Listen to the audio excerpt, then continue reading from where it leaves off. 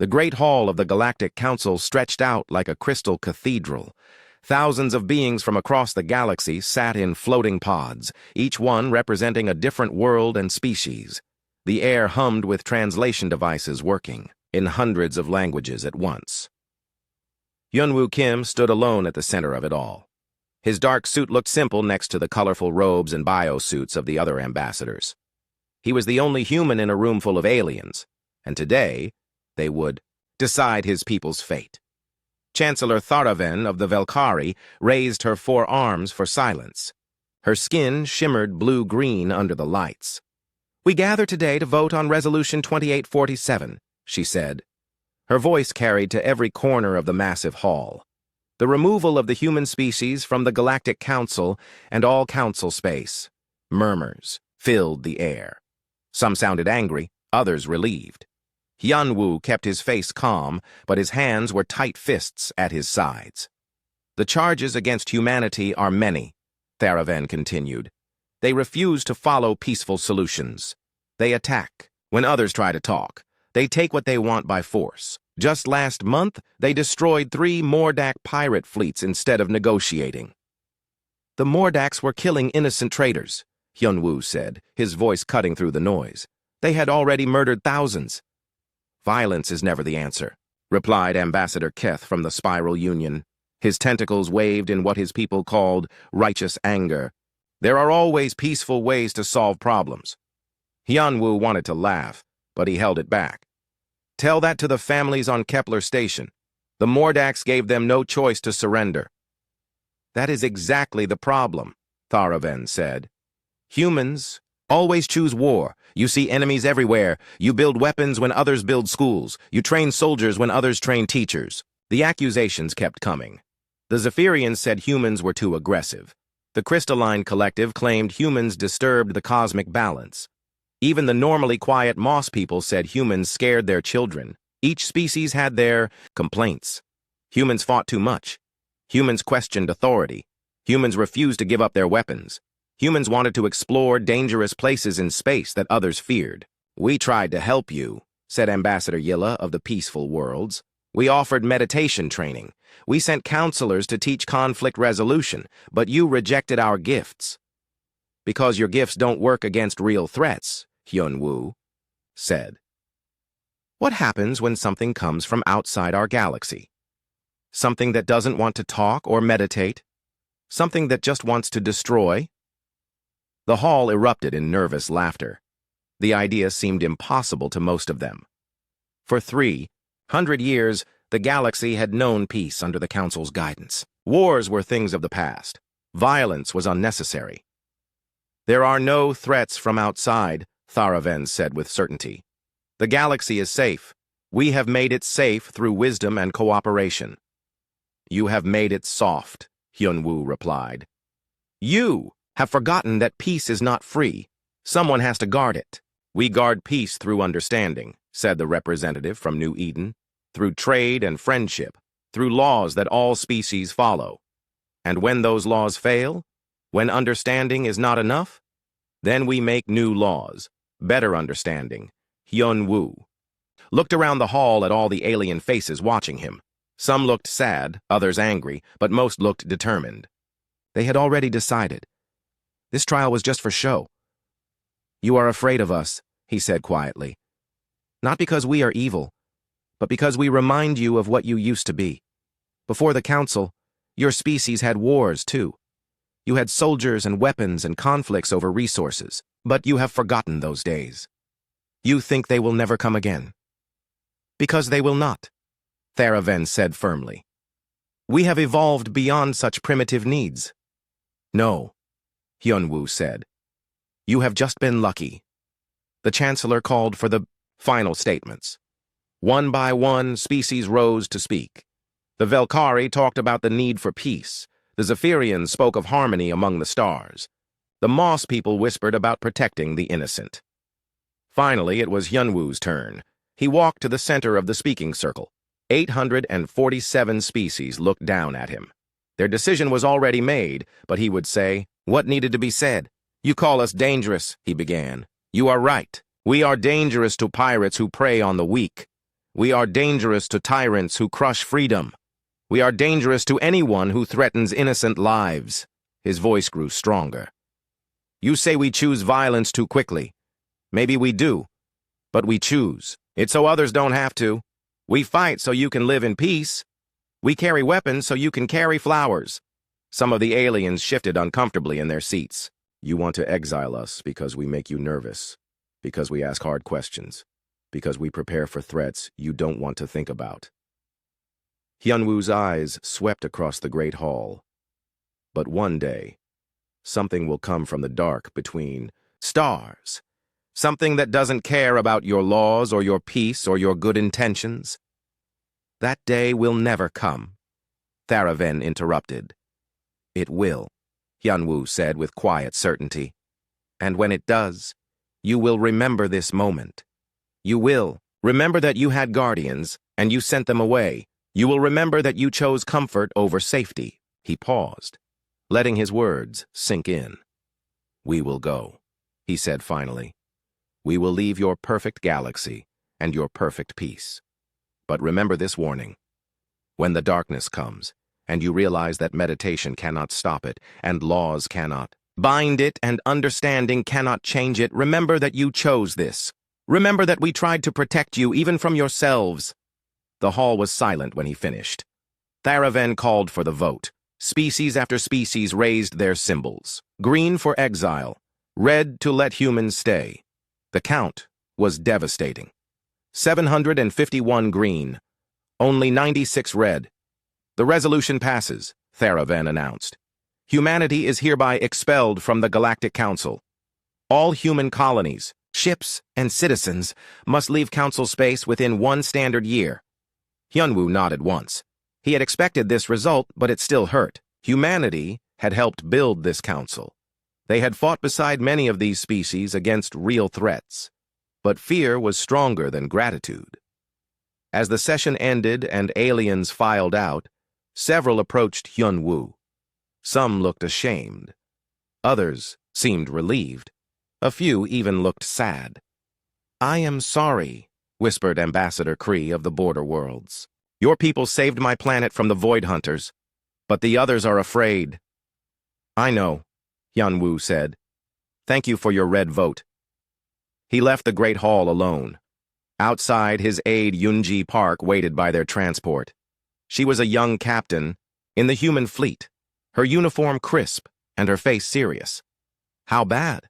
She asked as they walked. Complete exile, Hyunwoo said.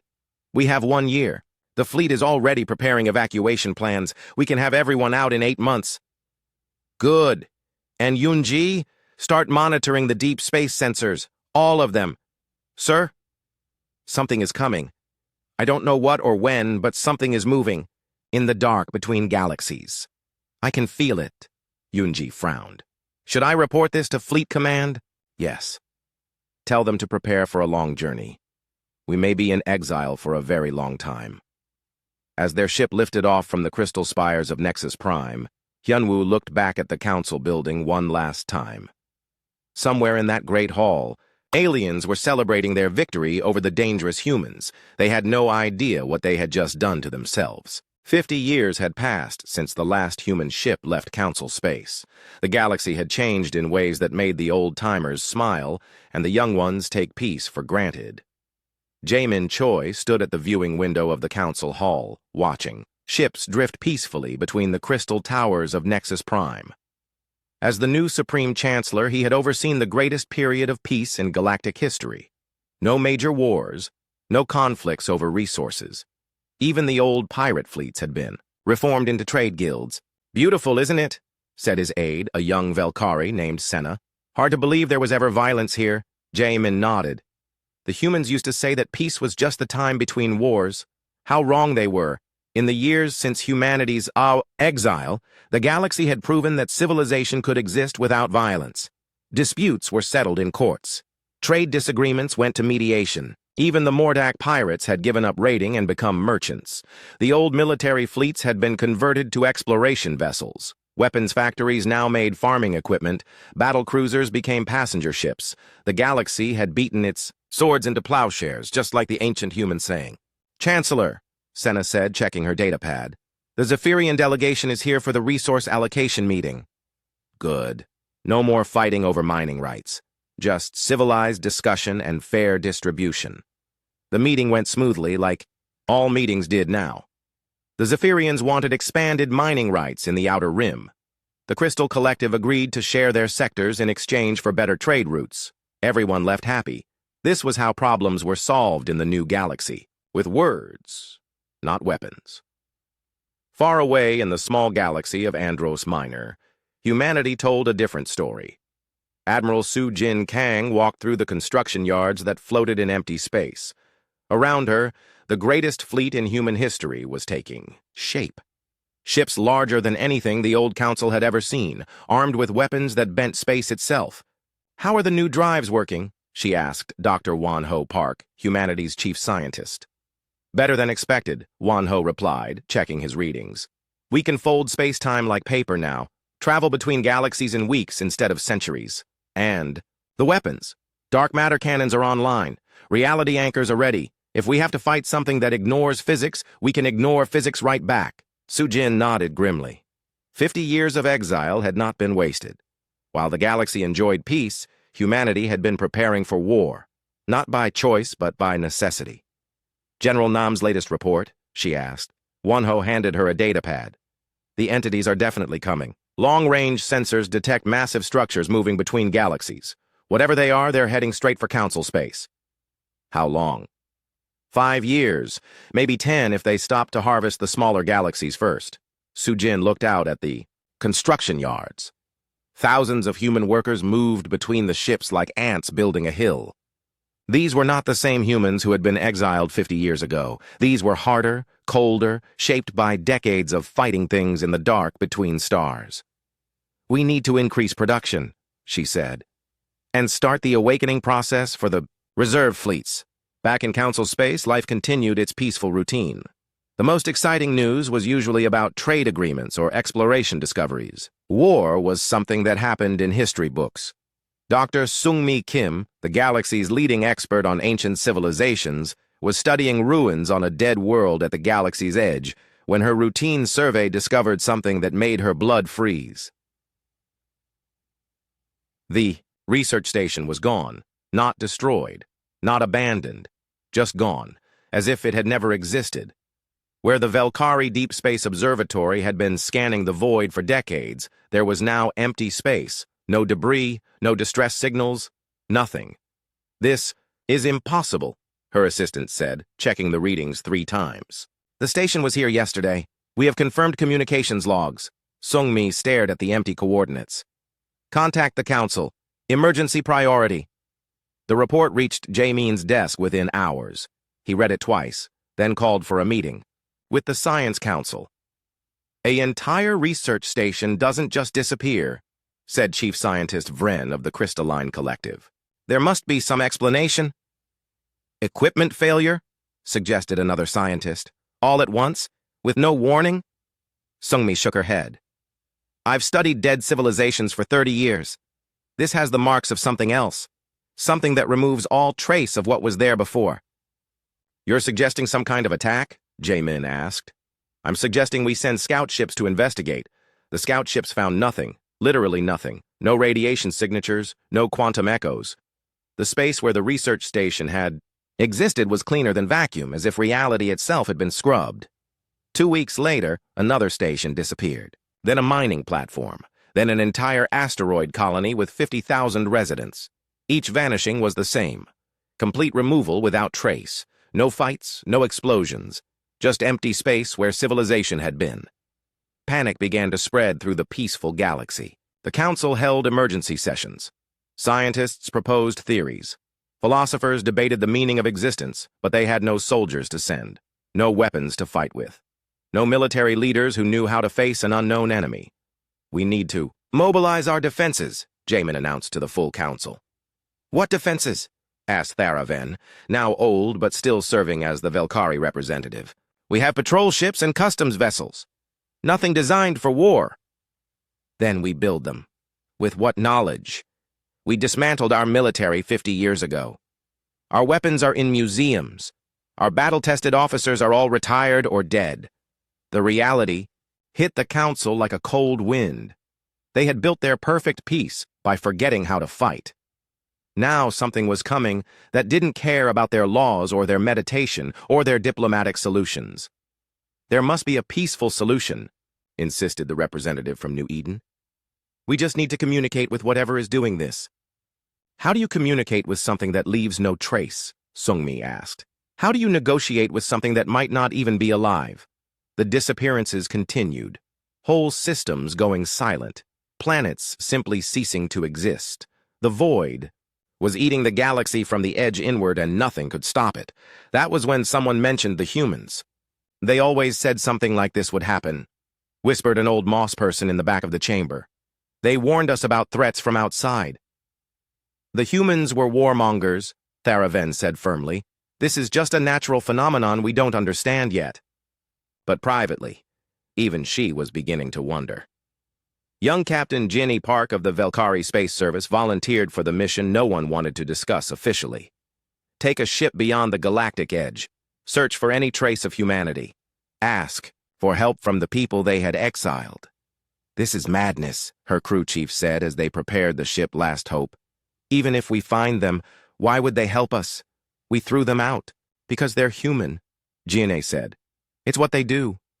She had studied the old records. Humans had a saying, no one fights alone. Even when everyone else abandoned them, they never abandoned others. The Last Hope launched in secret, carrying Ginny and 3 volunteers into the empty space between galaxies. Their mission was simple. Find humanity and beg them to save the galaxy that had rejected them. Behind them, the disappearances continued. Whole sectors going silent. The void consuming everything in its path.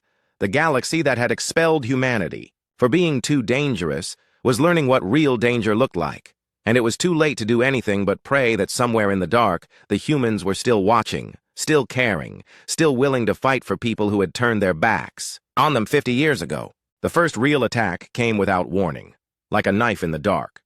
Captain Hana Yu of the Velkari Defense Fleet was leading a patrol near the Kepler Nexus when space itself seemed to tear open.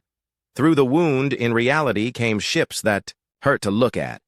They were not built by any species she knew. Geometric and cold, they moved like living math problems, all angles and impossible curves. Unknown vessels, please identify yourselves. Hana broadcast on all frequencies. This is Velkari space. State your intentions. The response was silence, then death. The alien ships did not fire weapons in any way Hana understood. Instead, they simply looked at her fleet, and her ships began to come apart. Not exploding or burning, just dissolving into their basic components. Metal, plastic, and flesh separating into neat piles of atoms. Hana had time to scream once before her flagship became dust. The Galactic Council received the news 3 hours later. An entire fleet, gone. 60 ships and 4,000 crew members reduced to floating debris in perfect geometric patterns. This is what the humans warned us about, Chancellor Jaemin said quietly as he studied the reports. Around the emergency council chamber, representatives from 800 species looked terrified. We don't know that, Tharaven insisted, but her voice shook. This could be some natural phenomenon, a space storm we don't understand. Dr. Sungmi Kim disagreed. The debris patterns are too organized, too neat. This was done by intelligence, hostile intelligence. More attacks followed. The invaders, who had no name for themselves but were called harvesters by the few survivors, moved through the galaxy like a plague. They took everything, ships, stations, planets, people. Nothing was left behind except empty space and the memory of what had been. The Galactic Council tried everything they knew. They sent diplomats to communicate. The diplomats never came back. They sent scientists to study the enemy. The scientists vanished along with their research. They offered trade agreements, cultural exchanges, even surrender. The harvesters ignored all of it. They simply continued their work, processing entire solar systems into something else. The few long-range sensors that survived showed the terrible truth. They were turning the galaxy into a massive computer with stars as processors and planets as memory cores. We need military action, Jamin announced to the council. Full mobilization of all defense forces. What defense forces? Asked General Kree, one of the few military officers still serving. We have custom ships and patrol boats, nothing designed to fight a real war. Then we build them, emergency production, every factory in the galaxy. With what designs? Our best warships are 50 years old, museum pieces, and even those were designed to fight pirates, not this. The council tried anyway. Shipyards that had been making passenger liners began building warships. Factories that produced farming tools started making weapons, but the ships were slow and weak, designed by people who had forgotten how to build for war. The first major fleet action was a disaster.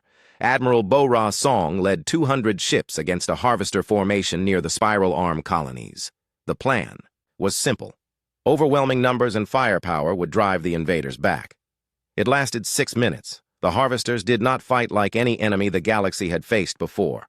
Their ships moved without thrust, turned without momentum, and fired weapons that ignored shields and armor completely. They reached into the quantum structure of matter itself and simply turned off the forces that held atoms together. Bo-Ra's fleet dissolved like salt in water. 200 ships and 30,000 crew members, gone in less time than it took to drink a cup of coffee. The galaxy watched in horror as world after world went silent. The Outer Rim colonies were the first to fall, then the mining worlds, then the major trade centers. The harvesters moved with mechanical precision, harvesting everything in their path. Panic spread faster than the invasion. Species that had lived in peace for 50 years suddenly remembered why their ancestors had built armies. But memory was not enough. The galaxy had no soldiers, no battle-tested officers, no weapons designed to fight a thinking enemy. We're going to lose, Jamin said quietly during a private meeting with his closest advisors. Everything. Everyone. There must be something, his aide Senna said desperately. Some weapon we haven't tried. Some tactic we haven't considered. The humans would know, said Dr. Sungmi. They spent their whole history fighting wars. They would know how to fight this. The humans are gone, Tharaven said bitterly. Exiled 50 years ago, remember? Because we were too civilized for their barbaric ways. Maybe not all of them, Jamin said slowly. Captain Jin-A hasn't reported back from her mission. They had sent Jin-A beyond the galactic edge weeks ago, searching for any trace of humanity. No one really expected her to find anything. The humans had probably settled some distant world and forgotten about their old home. But as the harvester fleets closed in on the core worlds, even false hope was better than none. Meanwhile, in the deep space between galaxies, Jin-A Park and her crew drifted in the tiny ship Last Hope. They had been searching for weeks, broadcasting on every frequency, following every faint signal. There, said her navigator, Sehun Kim. Long-range sensors are picking up something massive, dead ahead. How massive? Jin-A asked. Like a small moon, but it's moving under power. The shape that emerged from the dark was nothing like the ships Ginny remembered from her history. Books. This was a fortress, bristling with weapons and covered in armor plating that seemed to drink light. Along its hull she could see human writing, but the letters looked different, harder. Unknown vessel, you are approaching human military space, came a voice on the radio. The accent was strange, like human speech, but colder. State your identity and purpose. This is Captain Jin-A Park of the Galactic Council, she broadcast back. We need to speak with someone in authority. It's an emergency. The Galactic Council, the voice said with what might have been amusement. There's a name we haven't heard in a while. Stand by for escort. Ships appeared around the Last Hope, not the sleek diplomatic vessels Ginny remembered from the old records, but angular warships that looked like they were built to kill things efficiently. They guided her toward the massive fortress. Inside, Ginny met Admiral Sujin Kang. The human woman was tall and lean, with scars on her face and metal implants in her left arm.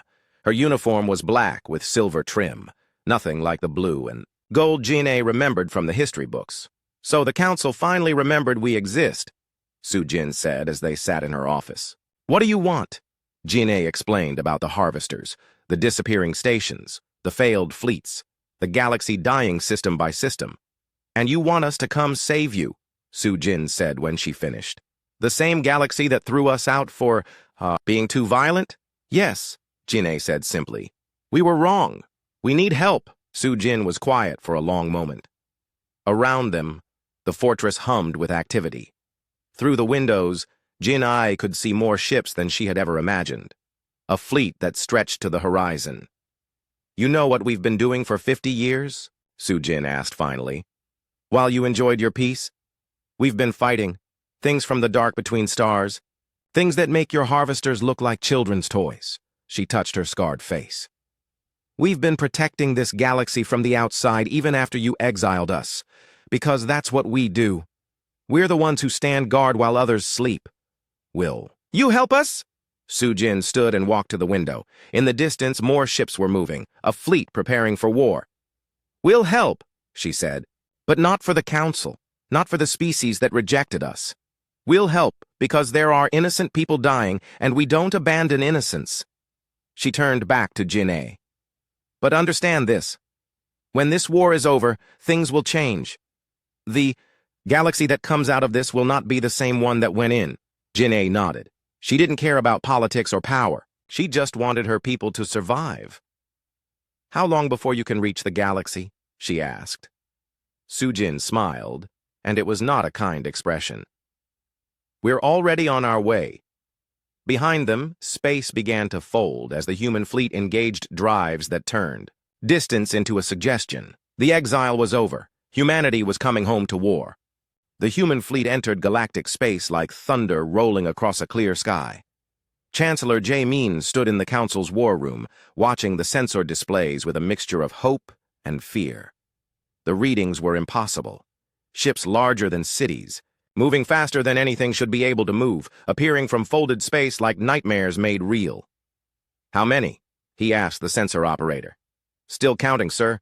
At least 3,000 capital ships. Escort vessels number in the tens of thousands. This is what we exiled, whispered Theravin. What have they become? The lead ship was a monster called Eternal Fury. It was 5 kilometers long and bristled with weapons that twisted space around them. When it entered orbit around Nexus Prime, its shadow fell across 3 continents. Admiral Sujin Kang descended to the planet with a small escort. She wore the same black uniform Jin'ei had seen, but now Jin'ei could see the weight of authority in her movements. This was not just a military officer. This was someone who commanded the loyalty of an entire people. Admiral, Jaemin said as they met in the council chambers.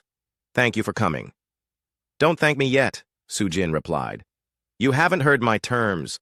She gestured to the holographic display that showed the galaxy. Red zones marked where the harvesters had already consumed everything. Yellow zones showed where the fighting was still going on. Green zones where life continued were shrinking by the day. Your people have been fighting them for months, Su Jin said. How has that been working? We've lost every engagement, Jaemin admitted. Their technology is beyond anything we understand. Because you forgot how to fight. You turned your warriors into diplomats and your weapons into garden tools. Su Jin's voice was not cruel, just factual. The harvesters are not the first enemy we've faced like this.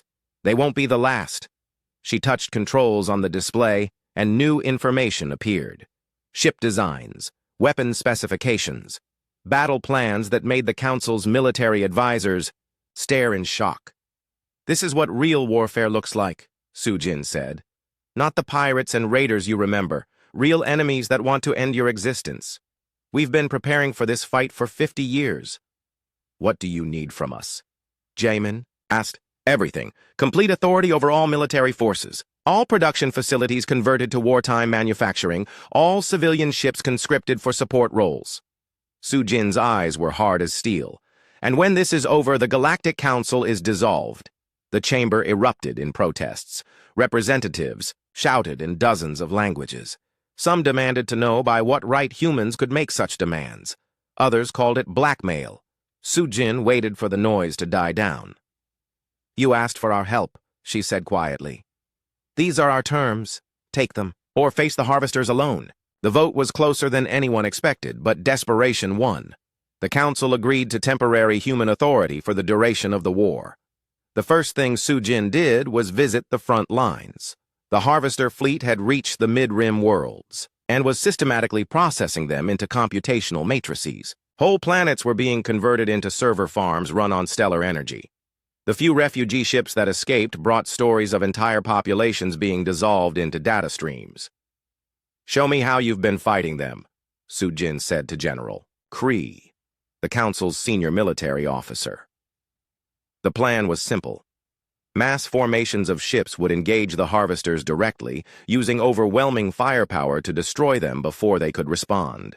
"You're fighting them like pirates," Sujin said, after reviewing the tactical reports. "Linear thinking, predictable movements. No wonder you're losing." "How would you fight them?" Kree asked. Sujin smiled, and it was the expression of a predator. "Like their prey." The first human attack came at the Harvester staging area around the former Velkari homeworld. Instead of a direct assault, the human fleet simply appeared in the system's outer edge and began deploying devices that looked like metallic flowers. "What are those?" Kree asked from his position on the human command ship. "Reality anchors," explained Dr. Won-Ho Park, the chief human scientist. "The Harvesters manipulate quantum mechanics to ignore physical laws. These devices lock local space-time into a fixed state. The effect was immediate. Harvester ships that had been gliding effortlessly through space suddenly found themselves bound by normal physics. They had mass again, momentum, vulnerability. "Now we fight them on our terms," Sujin said. The human weapons were like nothing the galaxy had ever seen. Cannons that fired compressed dark matter, missiles that punched holes in space-time itself, energy beams that reached backward through time to hit targets before they could dodge. But the real difference was not in the weapons. It was in how they used them. The humans fought like they had been born for war. They moved in 3 dimensions, using gravity wells and stellar phenomena as weapons. They attacked from multiple vectors simultaneously. They retreated when winning would be too costly and advanced when others would have held back. "It's like watching predators hunt," Kree said in amazement. "They don't just fight, they think." The battle for the Velkari system lasted 3 days. When it was over, the Harvester fleet was gone. Not destroyed in the traditional sense, but processed by human weapons that turned their own technology against them. "How?" asked the Harvester ship that surrendered. Its voice came from everywhere and nowhere, like the galaxy itself was speaking. "You are primitive, weak. We have consumed galaxies." "You consumed prey," Sujin replied. "We are not prey." The victory sent shockwaves through both fleets.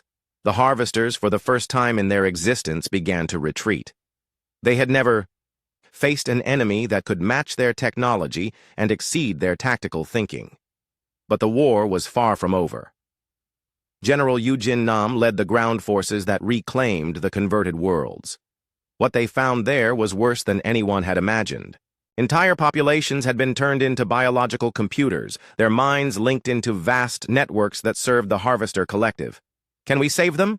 asked Dr. Sung-Mi Kim, who had joined the liberation effort. "Some of them," Won-Ho said, grimly. "The recent conversions can be reversed. The older ones—" He shook his head. "Their personalities are too fragmented. We can give them peace, but we cannot give them back their lives. The mercy killings were carried out by human soldiers. No one else could bear the weight of ending so much suffering." As the war continued, the galaxy began to understand what humanity had become during their exile. They were no longer the aggressive but idealistic species that had been expelled 50 years ago. They were something harder, colder, more dangerous. "What happened to you out there?" Jae-min asked Sujin during a brief break in the fighting. "We grew up," she replied. "We learned that the universe is not kind to the weak or the unprepared. We learned that sometimes violence is not just necessary but moral. You've changed. We had to. The things we fought in the dark between galaxies would have destroyed the old humanity, so we became something that could destroy them first." The campaign against the Harvesters took 2 years. System by system, the human fleet pushed them back. They used tactics that bordered on the supernatural, weapons that violated the laws of physics, and a strategic thinking that turned every battle into a trap. The final confrontation came at the galactic core, where the Harvesters had built their command structure around the central black hole. It was a fortress the size of a solar system, powered by the black hole's energy and defended by a 1,000,000-ship fleet. "This is where we end it," Sujin said as the human fleet prepared for the assault. "All or nothing." Captain Yoonji Park, now an admiral herself, led the attack force. Her son, Jun-ho, commanded the boarding parties that would infiltrate the Harvester Fortress. The battle raged for weeks. Ships the size of moons traded fire with weapons that could crack planets. Reality itself became a battlefield as both sides deployed technology that treated physics as a suggestion. In the end, it came down to a single moment. Jun-ho and his team fighting their way through corridors of living metal to reach the Harvester core consciousness, the entity that had directed the consumption of entire galaxies. "Why?" the Harvester core asked as Jun-ho placed the charges that would end its existence. "Why do you fight so hard? You could join us, become part of something greater." "Because we choose to be human," Jun-ho replied. "And humans don't surrender." The explosion that followed could be seen from 1,000 light-years away. The Harvester command structure collapsed, and with it, the invasion fleet. Humanity had won, but at a terrible cost. Half of human space was devastated. Billions were dead. The fleet that had entered the galaxy in triumph was reduced to a fraction of its original strength. But they had done what no one else could do. They had saved the galaxy from extinction. Now came the reckoning. The war was over, but the galaxy would never be the same. Hyun-woo Kim stood before the remnants of the Galactic Council. He was old now, his hair white and his face lined with the weight of decades. But his voice still carried the authority of someone who had seen the future and tried to warn others about it. "You called us dangerous," he said to the assembled representatives. Many of the species that had voted for humanity's exile were no longer there. The Harvesters had consumed them, turning entire civilizations into data streams and memory cores. "You were right," Hyun-woo continued. "We are dangerous. We are dangerous to your enemies. We are dangerous to things that hunt in the dark. We are dangerous to anyone who threatens innocent life." The Great Chamber was smaller now. Where once 847 species had gathered, only 200 remained. The rest were gone, processed by machines that cared nothing for diplomacy or peaceful solutions. Chancellor Jae-min sat in his chair looking older than his years. The weight of leadership during wartime had aged him badly. "What happens now?" he asked. "Now we rebuild," Hyun-woo said. "But not the way it was before. The old council failed because it forgot the most basic truth of existence. Peace is not the natural state of the universe. Peace is something that must be fought for and defended every single day." Admiral Sujin Kang entered the chamber, still wearing her black uniform, but looking tired beyond measure. Half her fleet was gone, half her people were dead. But they had saved the galaxy, and that was what mattered. "The military situation is stable," she reported. "Harvester remnants are still being hunted down, but their command structure is broken. The immediate threat is over." "And the long-term threat?" asked Dr. Sungmi Kim. "There will always be a long-term threat," Sujin replied. "The universe is full of things that want to end civilized life. The Harvesters were just one of them." She activated a holographic display that showed the galaxy as it was now. Red zones marked the devastated areas where whole systems had been consumed. Yellow zones showed regions still under reconstruction. Green zones, where life continued normally, were heartbreakingly small. "This is what happens when civilization forgets how to defend itself," Sujin said. "We lost 70% of the galaxy's population. Hundreds of species are extinct. Thousands of worlds are dead. But we survived," Tharavan said weakly. The elderly Velkari was one of the few original council members still alive. "We learned our lesson." "Did you?" Sujin asked. "Or will you make the same mistake again in 50 years when the next threat comes?" She gestured to the display, and new information appeared. Ship designs, military doctrine, training programs. "This is what survival looks like in the real universe," she said. "Not the make-believe galaxy you created with your peace treaties and diplomatic solutions. The real universe, where threats come from the dark and don't care about your good intentions." Hyun-woo stepped forward. "We're not here to punish you. We're here to make sure this never happens again." "What are your terms?" Jae-min asked. Simple. Humanity becomes the galaxy's military force. We train your officers. We build your ships. We stand watch while you rebuild your civilizations. Hyunwoo's voice was calm but firm. And when the next threat comes, because there will always be a next threat, we'll be ready. You want to rule us? Accused a representative from the Crystal Collective. No, Soo-jin said. We want to protect you. There's a difference. She touched controls on the display showing the human casualties from the war. Entire fleets destroyed, worlds burned to keep the enemy from advancing, billions of humans who had died to save species that had once exiled them. We didn't come back for revenge, she said. We came back because it was right. Because when innocents are threatened, someone has to stand guard. That's what we do. That's who we are. The debate lasted for days. Some species wanted to return to the old ways, convinced they could build a better peace this time. Others understood that the universe had shown them the price of weakness and couldn't afford to forget that lesson. In the end, pragmatism won. The galaxy needed protection, and only humanity had proven able to provide it. The new order was different from anything that had come before. The council still existed, but its role was limited to civil matters, trade disputes, resource allocation, cultural exchanges, the peaceful things they were good at. Military matters belonged to the Human Defense Force. Young Captain Min Seo Choi graduated from the first integrated military academy, where humans taught alien species how to fight real wars. She learned tactics that had been tested against enemies that ignored physics, strategy that had been proven against foes that consumed galaxies. Why do we have to learn this? Asked her classmate, a young Velkari named Ren. The harvesters are gone. Because something else will come, Min Seo replied, repeating the lesson they had all learned.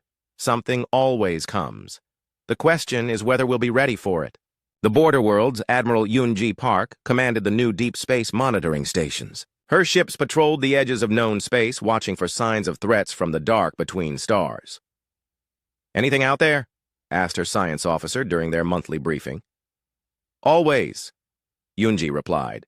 The universe is full of things that want to end us, but now we're ready for them. She looked out at the stars through the viewport of her command ship. Somewhere out there, new threats were stirring. Ancient machines awakening after eons of sleep. Cosmic predators following the scent of civilization. Entities from dimensions where different laws of physics applied. But humanity was watching. Humanity was ready. Contact the Academy, she told her communications officer. Tell them to increase recruitment. We need more ships, more crews, more watchers on the wall. Yes, ma'am. Should I specify the threat level? Maximum, Yoon-ji said. There's always a maximum threat out there. We just haven't found it yet. The galaxy rebuilt slowly. New colonies were established in the devastated systems. Trade routes were restored. Cultural exchanges resumed between the surviving species. But it was different now. Every ship carried weapons. Every colony had defenses. Every citizen understood that peace was not guaranteed, only earned through the vigilance of those willing to fight for it. And in the dark between stars, humanity stood watch. They built fortress stations at the galactic edge. They trained armies to fight enemies that hadn't been discovered yet. They developed weapons to face threats that existed only in theoretical models, because they had learned the hardest lesson the universe could teach. There is no safety in ignorance, no peace in weakness, no security in wishful thinking. There is only the eternal watch, standing guard between civilization and the dark. 50 years after their exile, humanity had returned not as supplicants seeking forgiveness, but as guardians taking up their burden. They carried the weight of protection, willingly, because someone had to, because the alternative was extinction. The galaxy that had once called them dangerous now slept peacefully, knowing that somewhere in the darkness, dangerous humans were standing guard. And when the next threat came, as it inevitably would, humanity would be ready. They always were. They always would be. Because that's what humans do. They stand watch while others sleep. They fight so others can live in peace. They are the sword in the dark, the shield against the void. The guardians who never rest. And the galaxy finally understood what it meant to be protected by those willing to be dangerous on behalf of those who could not be dangerous themselves. The exile was over. The watch had begun, and it would never end.